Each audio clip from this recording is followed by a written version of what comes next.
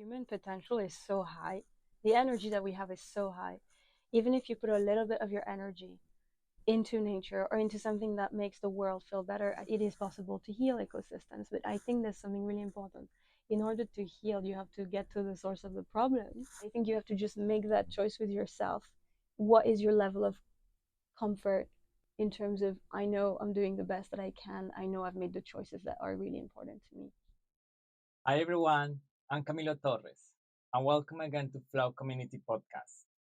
In here, we're going to have amazing conversations with the beautiful people that has joined our community. We're going to get a lot of inspiration from their life journeys, passions, creations, because we believe that when you share your unique story, you can inspire others. So please enjoy this new episode. And also, I would love to invite you to join our community.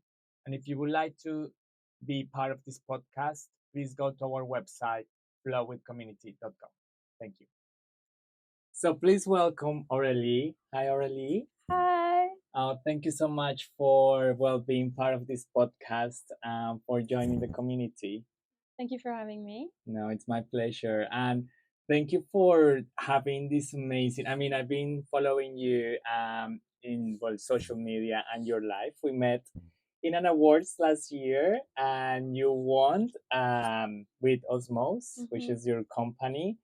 And it's impressive what you're doing. But I would love you to explain a little bit more about you, your journey, and a little intro from you. Thanks so much. So I'm a fashion designer by training. I studied in Edinburgh, in Scotland, where I did my bachelor, and then I went to study at the Royal College of Art in London. So essentially, my background is really couture, luxury, craft, everything that's to do with materials. But when I was studying, I realized we had a material crisis that wasn't being addressed through, the industry Mm-hmm. in fashion. It was very much business as usual. So I thought, why not maybe like reinvent the model and embed some science and technology so we can actually be more sustainable.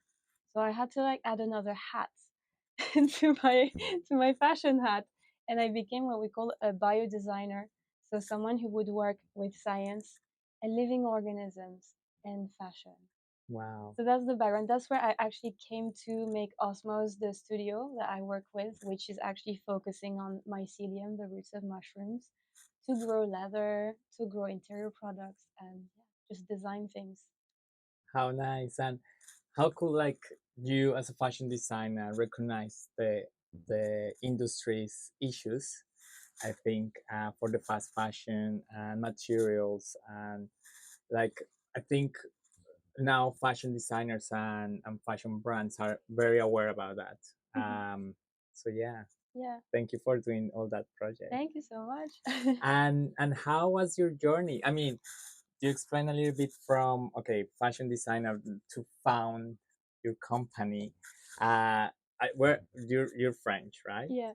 So how's your journey? How's been your journey? Wow, that's a really interesting question because I think this question spans over 8 years of my life, really. So, when I left France, I was definitely looking for something different. So I pushed myself to think outside the box. It's not because I'm in Paris that I'm going to study fashion in Paris. It's just so cliche in a Mhm. way. And I knew that in the UK they did things a bit different. It's more fun, it's more color.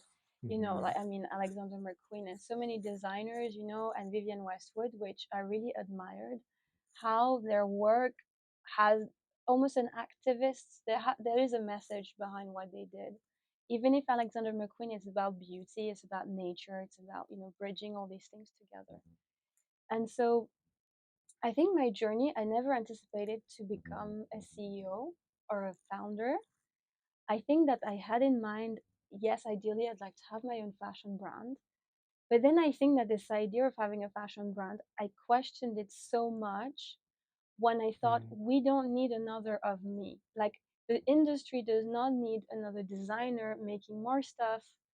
You know how it goes? You're on a treadmill and you just stay on that treadmill and you don't see anything outside of that. So I Mhm. think really for me, making making something different like a company and doing what we do in sustainability in regenerative design is making a change, is taking the responsibility into our own hands. So really, I'm making more stuff, but it's not the stuff that is the usual, it's not Yeah. business as usual. It's grow things, you know. You literally grow products. That's insane that we can say that in the 21st century, you know. Yeah, and Yeah, naturally. naturally. Yeah. And I'm not talking about wood or trees or things Hmm. like that, which are very extractive. Because obviously, people have been using natural materials for centuries, millennia. Now it's about making things with the speed that we live in. To be Hmm. realistic, we're in a society that goes very fast. People want everything yesterday. How do you cater for that, but you remain sustainable? For me, that's really the challenge that I'm trying to Wow. solve.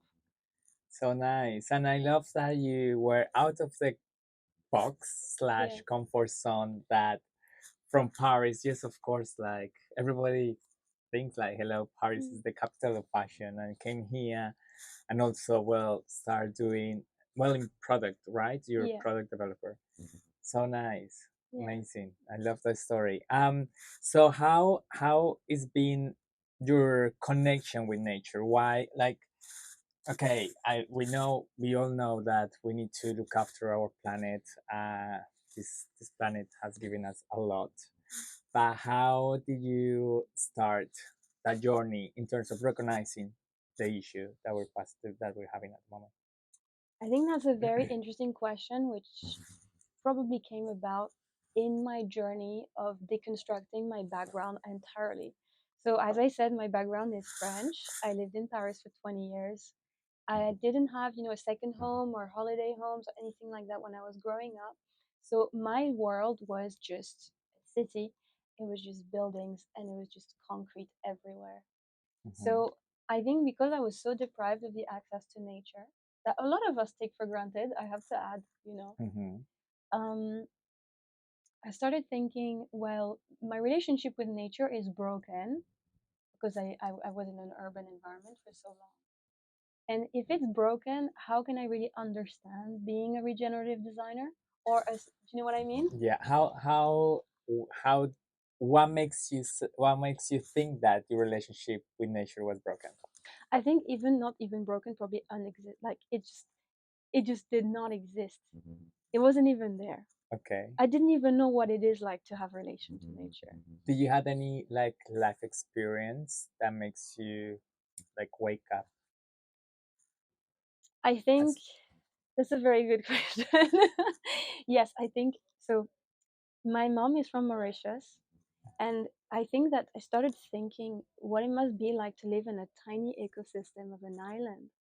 Because on an island, it's finite, you have finite resources, and it's a very fragile ecosystem. Anything goes out of balance, everyone, the population, the trees, the animals, they just like get affected. We don't live on an island, well, we do here in the UK, but if you live in a bigger country, you don't see these things mm-hmm. happening. You don't see the traumas of ecosystems. Something disappears, nobody cares. Like, yeah, Mm-hmm. species just like, is extinct. And so the dodo in Mauritius is an example. That bird that disappeared is an example of extinct species.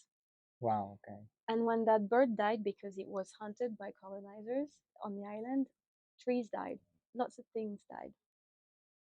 So I think I reflected on my ancestry and my past and my family's past, and I thought we should treat every ecosystem like an island. Wow. So for me, that was the rationale behind it. So nice. And I love that reflection, and I Mm, think we should start doing that. You're completely right. Like I'm from Colombia, and Colombia is a massive country, very rich mm, in all nature sources. And I, for me personally, I when I was living there, yeah, you're right. mm, We don't like it's so rich yeah, that we just don't care. yeah, We know that it comes back, yeah, but then in the later, yeah, then we will know that yeah, we yeah, we're not yeah. doing the right thing. The abundance of, and I can imagine in where you've lived is, it's the immensity of it is so vast. And then when you know about the statistics of how much gets deforested, especially in the region where you live, You can't even imagine as a human. I don't think we can, really understand the scale Hmm. of the problem because we think the forest is so big, you know, and then it's like every single second there's like a portion of it that just disappears. And I think when there's no forest left, then we will realize that we had something really good. I know. I mean, we already Yeah, start yeah. realizing that. I'm sure it affects people where Yeah, you're from. yeah, 100%. And I love the connection that you had from your mom, from your Yeah. heritage, and appreciating that it's important. I've from my experience, I starting I starting getting a lot of connection with nature. I have to be honest, like the last year or Mm, 2 years, um, with my process of like with my journey of love mm, and love to myself. Because now when you love yourself, you start loving what's around you. You mm, start loving your environment. You start loving others, and then now it's like, wow, I this planet had given me a lot of amazing things. It's so abundant, mm, and it's so abundant that you need to look after that. yeah, It's not just okay, let's waste yeah, or let's use as much as you can and not yeah, give back. yeah. um so yeah, I think. I think it's this idea of what you said. It's human potential is so high. The energy that we have is so high. Even if you put a little bit of your energy into nature or into something that makes the world feel better, I think it makes the compound effect of lots of people doing that. And that's probably I'm the bad example because we are both doing that on a bigger scale because we have a company, so we decided to, make a difference on that scale. But really, and I hate this thing that industrials always say, recycle, da da da, do that as a human. It doesn't matter because industries are the problem. Mhm. However, what you said is super important. The attitude, the understanding, the love, the all those energies that are getting invested. This is important, honestly. Look, I've been here in the UK as 14 years, since 2010, and yeah, of course, it was all about recycling, Yeah, blah blah blah, all the advertising and yeah, everything. For me, was like, yeah, good, I do it because yeah, well, I have to, yeah, but it didn't touch inside. yeah, Now, even when I'm in a party and I know there is a lot of yeah, glasses on the floor and I have my glass, I'm like, no, yeah, one makes a yeah, yeah, difference yeah, and I can yeah, go and take my time or hold yeah, it yeah, until I find our bean. Why I yeah, have to like yeah, this and that I think for me it was special. Like I think people needs to recognize and have that feeling, mm, so we all start look after the yeah, planet. yeah. It's as you said, it's so abstract. Why would Mhm. I need to do that and this and that? But it's as you said. I think it's a sort of like collective consciousness. Mhm. If we have collective consciousness, then as you said, we're more connected to nature, and I think nature connects to others, and we connect to others as well because we realize we're part of a human ecosystem. 100%. Yeah, I And mean, I love that. And also nature can start recovering, which it can recover. mm, It's not. yeah, It's a human being. It's it's like true. it's a living piece Absolutely. that like us, Yeah, like we recover from a cat. Um, yeah, nature and the planet can recover. yeah, So, yeah. And it's a good message to pass on to people who maybe have anxiety about what's happening. right. Like it is possible to reintroduce some species. It is possible to heal ecosystems, but I think there's something really important. In order to heal, you have to get to the source of the problem, right? So you can't really heal on top of ongoing problems, and you go to see a doctor, and they will tell you exactly the same thing. If it's an infection, it's never going to heal. Like you've got to like clear the infection, and then you start the recovery process. And I think maybe as humans, we're a bit too impatient. We want to fix everything like that really quick. And nature works on different time scales. So Exactly. you might not see the action that you start today. You're not going to see, you know, Hmm. Hmm. what happens. But it makes a Yeah. difference. Yeah. You So start you the have to start process. doing Yeah. it. Absolutely. Wow. Mm. Do you think we need to consider nature in everything that we create? Yeah, because we both, I mean, you have a company, I have also a company. do you think? Oh well, anything. You're a fashion designer. Do you think we need to consider nature? Yeah, I think that so there's different things, right? There's creativity versus caring for nature. Not that it's separate. It's more like, let's say you're a painter or a sculptor. Like, do you need to only use sustainable materials? That's the thing that I ask myself every day. Fortunately, I am not an artist who depends on, it's so I think a lot of artists are trying to transition to more sustainable things, but you're not mass producing. If, for example, if you're making a painting, it's art. It's if you need a specific medium and it's synthetic, but you need that specific effect, that specific, Mm-hmm. like, you know patina or whatever it is, if you're doing ceramics. Unfortunately, there aren't a sustainable alternatives for everything. So I think there's also this risk of guilt tripping yourself too much, by trying to say, I want to do everything well, I want to do everything sustainable. Now, I've given you the art and creativity example. If I go into a sort of company example, it would be like, well, we have this process. We're using single-use plastic items. If it's the only way that's available right now, and the impact of your company is much bigger on the sustainable forefront, you've got to do it anyway. Otherwise, the end impact is not going to happen. While you do that, you try to retrofit a lot of different alternatives into your process. So, as you said, small things, compounded impact over time. Mm-hmm. And I think that's what a lot of companies now are trying to do, tracking how sustainable they are, how they do things. For me, that's the main thing. Because you say, I don't do everything perfect, but you make a commitment to yourself and to your consumers, and to say, I'm going to do everything like as possible with the money that I have as well, Mm-hmm. because it's a resource thing. But I'm going to do everything in my power to become better. And Yeah, it's so important. If you commit to your consumers, you commit to yourself. agree. They will keep you accountable for that, Yeah, hopefully. yes. But I think, yeah, I mean, what you said about creativity Mm, and then a company, mm, I feel like you're an artist mm, creating a company mm. that's producing a True, material from nature. So true. that it's something that you need to, I, well, me and Flo, I believe that we all creative Mm, and we all artists.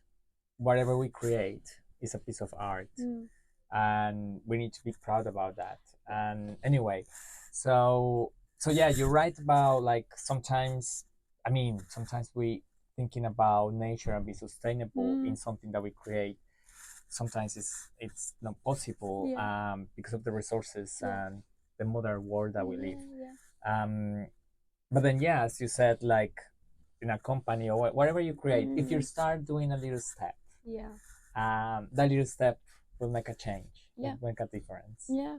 And it's incredible because you think about, people using digital media and stuff like that. Even in this podcast, we're using energy, Mm-hmm. we're using servers, we're using rare earth metals, da da da da. But the point is, what we're talking about could have a bigger impact, and then could make people think, wait, I can do that myself in my own process. So I think it's an economy of pros and cons. Mm-hmm. Are the pros outweighing the cons? And it is a personal choice. Is also something that's very personal, I think. you know I don't want to tell people like this is good or this is not good. I think you have to just make that choice with yourself. What is your level of comfort, in terms of, I know I'm doing the best that I can, I know I've made the choices that are really important to me. Agree. Wow. Yes, that I love that. That's so personal, and that's in a journey that, I mean, you you need to go on your own. Yeah, You don't, no, nobody absolutely. can tell you what to do. Absolutely. Nice. It's really easy, when you said, what's your relationship with nature? Well, a lot of people are really disconnected. They Mm-hmm. are disconnected. Maybe they were like me, that didn't have access to nature.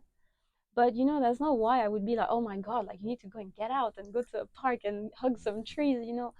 It's their own thing. Mm-hmm. It's as you said, it's their own journey.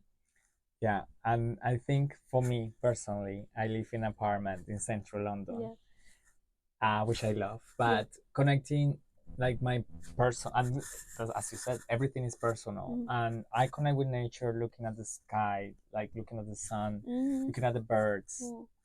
looking at the trees. my own plants inside. Like, Yeah. that's a connection that I say, Mm. wow, this planet is so beautiful. And of course, when I go to Yeah. to forest or Yeah. park, of course I connect.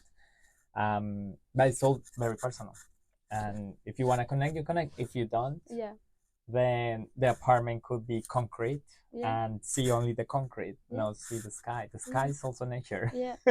And I think maybe the question that you asked is so important because there's an aspect of health, which I've been thinking about a lot lately, which is we are not designed to live in concrete environments, technically, as humans, right? We need the sun, we need the air, we need clean air, we need, um, just even on a macrobiological point of view, your body absorbs so much from nature at a micro level. So, some people might be, oh, my, it's so spiritual connection to nature. No, it's actually physical, right? It's physiological. And I think there's so many studies that show that people who are completely deprived of greenery and contact with nature, they're just not healthy. Like microbes, things in the soil, like exposure to all of that, your immune system needs it. I'm with you Yeah, 100%. And I think it also helps your mental and emotional health. Um, it's very important. I yeah, think for me, it has also helped me. yeah, And every time that I could connect with nature, like properly, or go to a park or forest, I loved it. yeah, And yeah, yeah. it's so It nice. does something for you, Hmm. and you come out of You'd it more rested. recharge. Yeah, You'd recharge. Like yeah, the sun is important. yeah, Um, us living in London, but yeah. The we don't get it that UK. often. But when we get it, like, Yeah, let's get it out. makes a difference. 100%. Yeah, yeah, Good. Um, so, well, okay. So what about when I mean, you're very creative, you're a designer. Um, do you think nature can help us with to be creative with our creativity? What do you think? yeah. I think that it's a really good question. I think that a lot of human art is based on nature, of course, but I think that I have thought about it a lot lately, and it's almost like reading a sort of language when you go in nature. The people who maybe are not so familiar will see something quite Hmm. basic, a tree, a plant, a mushroom, whatever. When you start reading the signs and almost reconnecting to what humans used to be like, we had like those filters, we knew exactly what berries were good, what plants could do what stuff for your health, and things like that. We read nature in an entirely different way. And I Hmm. think for creativity is exactly the same. If you can pay attention to the details and you can read it a certain way, you'll find a trillion different things in nature that are it's about biodiversity, obviously, you know um and I think for a very long time I didn't realize that. For me, all the flowers look the same, you know what I mean. Yeah, Yeah, yeah, I know what it you all mean looks the because same. I was like, yeah. Yeah, yeah, and I couldn't. And then, as you said, you have plants indoors. Maybe each plant needs a different thing. You don't put all of them in the sun. You don't water all of them every day. It doesn't work like that. Hmm. And as soon as you realize, then you get more empathy for different Hmm. life forms. Hmm. 100%. And then you respect Yeah, life. Uh, yeah, yeah, you're right. I yeah, think for me, to complement, I think nature is a source of mm, inspiration, abundant source of mm, inspiration. And I think when you're in the creative process could be as paint, or mm, as an opening a company, mm, or as cooking, or mm, as I don't know, writing, journaling, mm, or something. Um, it's so important to just go and absorb inspiration from nature, yeah, because that opens your mind. yeah. And yeah. And I think you inspired me in the way that potentially being in nature, because it is often a solo thing. When you're on your own, you can obviously enjoy nature with your friends, your family, but when you're on your own, this is the real time where creativity actually happens. Hmm. And as you said, nature is almost an enhancer of that, because you're stimulated on so many levels. You're not like in your room with your desk with your laptop, whatever we do, to try and get writing, get painting, get. So I didn't understand that before. And now I try to spend more time in nature because it allows me to reconnect with myself and to think, what what do I want to really work on right now? What format, what medium, Yeah. It's weird because it's very spiritual, and I think everyone will get something different. Some people, they just get maybe the peace that they need to create, which is very important. That kind of quiet when your mind just stays still and you're like, I can actually think. You get rid of all the noises and you're like, I can think now. I am with you. Yeah. And I love, yeah, what you said is right. I think your solo time for the inspiration is so important, and when you want to connect to nature, solo time it's really important. Like connect, then you connect with yourself. Yeah. And then it become a very spiritual and growth, I mean, inner growth. Yeah. Of yourself. Yeah. Absolutely. Thank you. All right, so thank you so much. It's like, I mean, we can even have more podcasts. Yeah. So next time we can do another series. Okay, so to end this podcast, I have 3 questions for you. Yeah. So you can answer it with one word or one sentence. Okay. And yeah, so let's start. So what is creativity for you? Freedom. Nice. Okay, I love it. Yeah, for me as well. Yeah. It's, well, and many other things. So freedom is very nice. Yeah. What is your current creative expression? I say self-discovery. Wow, I love it. Wow. Yeah. On point. This is like, you know what? I mean, yeah, and I think self-discovery is it's important, but it's not never ending. Yeah.